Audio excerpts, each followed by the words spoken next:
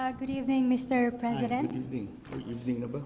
After, yes, after the U.S. and the Philippines finalized its bilateral defense guidelines, China said that the South China Sea should not be used as a hunting ground, hunting ground for forces outside of the region, and it opposed what it called as meddling in the issue to harm China's sovereignty and maritime rights. What can you say about this, sir? Well, I do not think, as a Filipino and representing the Philippines, I don't feel alluded to. How can anyone say that we are not a party in interest in all of these issues? So I think that kind of statement was directed more towards the United States than it was for the Philippines. I think the Philippines actions are in continuing to strengthen our capabilities, to continue to find and forge partnerships with the United States and both in the governmental sector and also with the private corporations that we have spoken to as an important part of what we have been trying to develop in the past almost 1 year. And that is I think, only right and proper because we in the Philippines need to do this if we are going to go forward and find new opportunities for our people. At hindi naman masasabi na walang karapatan ng Pilipinas na gawin lahat yun. Kaya yung statement na yan, sa palagay ko hindi nakadirect sa Pilipinas. Okay, thank you, sir. Thank you. Sir, we have a question from Tina Maralit of Manila Times. Hey, sir. Good afternoon po. Sir, prior to this trip, you said that you want the Mutual Defense Treaty to evolve. In your sit-down po with President Joe Biden, were there specific provisions of the MDT that you discussed with him? And if so po, what was his reaction? Against, you have to, if The specific provisions, prior to this trip, you said that you want the MDT to evolve po. Were you able to mention we're not specific? yet there. What we did in this trip and what we have managed to formulate are the guidelines pa lang doon sa mga magiging provision at saka magiging detalye. But the premise continues to be the same. It's a strengthening of relationship, and the word "evolve" is one that I have been using, and that other people have seemed to have adopted, because that is exactly what it is that we need to do. We have to evolve, and why? To explain it, is that we need to evolve because the situation that we face is evolving, and when I speak about the evolving situation, I'm not only talking about security and defense. I'm talking about trade. I'm talking about economy. I'm talking about climate change. I'm talking about all the other aspects of our society, of our economy, and even our government that we have to adjust as a response to what changes we are facing. Iba na ang mundo ngayon. Hindi na kagaya kung ano yung mundo natin noong November ng 2019, hindi na natin makikita yon. At talaga namang ayaw natin bumalik doon. Tayo ay tumutungo sa kinabukasan natin. At yun, kailangan natin kilalanin kung ano ang kailangan gawin dito sa bagong sitwasyon. Kaya evolve ang aking ginagamit na salita. Thank you, sir. Thank you. Thank you, sir. We have a question from Rayo Kiyomiya of Shimbun. Thank you, President. This is Ryo Kiyomiya from the Asahi Shimbun, Japanese newspaper. I have two questions. So first, regarding the tension in the Taiwan Strait, at your meeting with President Biden and your counterparts, what kind of discussion did you have to deter the contingency in Taiwan, and how to react to the Taiwan Strait crisis?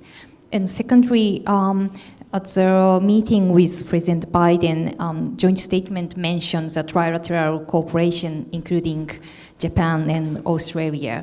So what kind of cooperation do you expect, and what kind of role do you expect Japan to play for the stability and peace in the region? I expect a developing cooperation. Patuloy ang pagpatibay natin ng ating pagsasama at pagpapartner dito sa ating sa iba't ibang bansa na hindi lamang yung mga nakapaligid sa Pilipinas, hindi lamang ang ating karatig bansa, kundi pati na ang mga bansa na dati hindi naman natin nakakausap dahil walang pangangailangan na makaroon tayo ng partnership.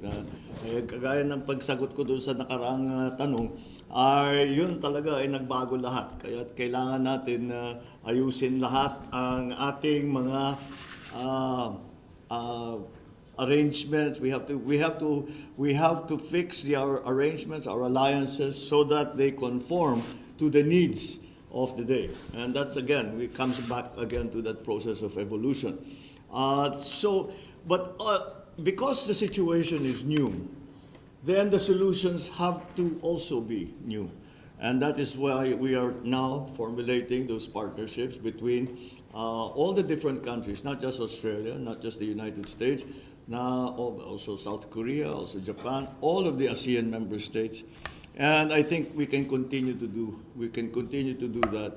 And I know that these countries that I have mentioned are already of the same mind. Pareho ng pag-iisip tungkol sa mga pangangailangan na natin gawin at kung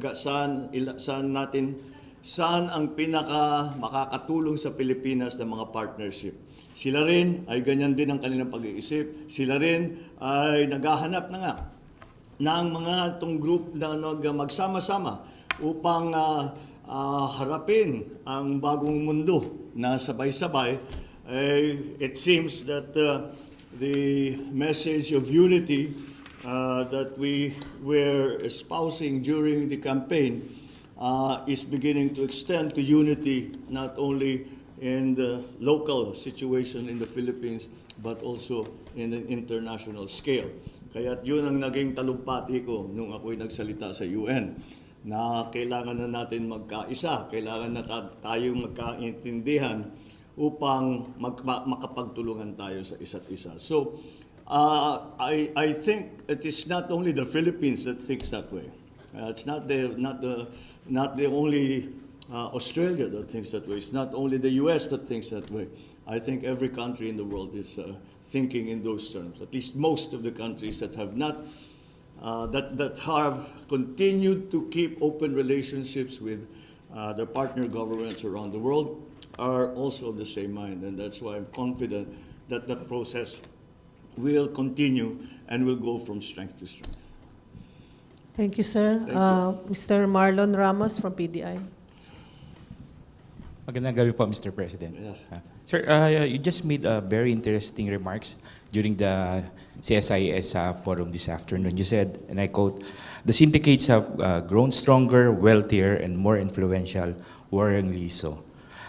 This despite what you mentioned, abuses committed by certain elements in the government. Sir, how do you assess the drug war of the previous administration, and how do you intend to go after, to make those people behind those abuses accountable? I'm in no position to assess the administration of anybody else. That is not proper for me to. That's not a proper role for me to take. But when you ask what we are doing, alam naman ninyo lahat. We formed a commission and I asked for the resignation of all the police officers from Colonel up, so that we can assess and see and study what their records are. Kung sila ba ay kasama sa mga sindikato, kung sila ba ay may kinalaman dito sa patuloy na paglago ng drug problem sa Pilipinas. Kaya yun ang palagay kong unang-una. Dahil hindi mangyayari ito, tignan na lang ninyo ang sitwasyon, ang drug problem sa lahat ng iba't ibang bansa sa buong mundo. ay ang mga nagpapatakbo niyan ay hindi yung mga maliliit na tao na nakikita mo sa lansangan na sila mismo nagbebenta o user sila. Hindi naman sila ang nagpapatakbo niyan. Ang nagpapatakbo niyan ay mga matataas na opisyal, kuminsan sa pulis, kuminsan sa gobyerno. So yun ang hinahabol natin. Kaya isinimula natin sa pulis dahil law enforcement sila. Sila ang dapat na nakatutok dito sa problemang ito. Kung hindi gumaganda ang sitwasyon, ibig sabihin hindi nila nagagawa ang trabaho nila. At kaya naman natin ginawa yung ginawa natin upang tanungin, bakit hindi ninyo nagawa ang trabaho ninyo? Baka may kakulangan sa sistema ng pulis, ayusin natin. Baka naman talaga ito ay kasabwat doon sa ating mga tinatawag na drug lord. At kung yung iba, sila mismo ang nagiging drug lord. Kaya yun ang mga hinahabol natin. Kaya yan ang palagay ko, malaking bagay yan. Ngayon, sinasabi na kung magtanggal kahit na ma-identify natin sila, tatanggalin natin, may papalit dyan. Yun ang iiwasan natin. Yun ang binabantayan natin ngayon. So sa kasalukuyan, yung dalawa na sa pulis na nagbigay ng courtesy resignation, ay tinanggap na ang resignation. May 30 labis na 30 na under investigation pa rin. Titignan natin kung sila ba ay dapat kasuhan, kung sila ba ay kailangan suspindihin, kung ano man. Dahil kung meron man silang kinalaman sa mga drug syndicate, iba-ibang involvement. Meron yung pinababayaan lang, look the other way. Ika nga, they just look the other way. Ano yung magiging parusa para dyan? As opposed to, yun talagang pinapalakad, yung mga opisyal, pinapalakad yung mga tropa nila para tulungan ang drug syndicate. Iba naman siguro ang sitwasyon na yun. Kaya yun ang pinag-aaralan natin para naman, karamihan naman, marami naman sa pulis, wala namang involvement dyan ay mababait at talagang nagsisipag upang matuklasan at mabuo ang mga kaso na hinahawakan nila. Kaya kailangan natin maging maingat din na hindi natin hahabulin yung mga walang kinalaman. Kaya kailangan natin pag-aralan kung sino ba talaga ang dapat imbestigahan, kung sino ba talaga ang dapat parusahan. Salamat. Thank you. Thank you, Mr. President. Last question. Thank you for watching.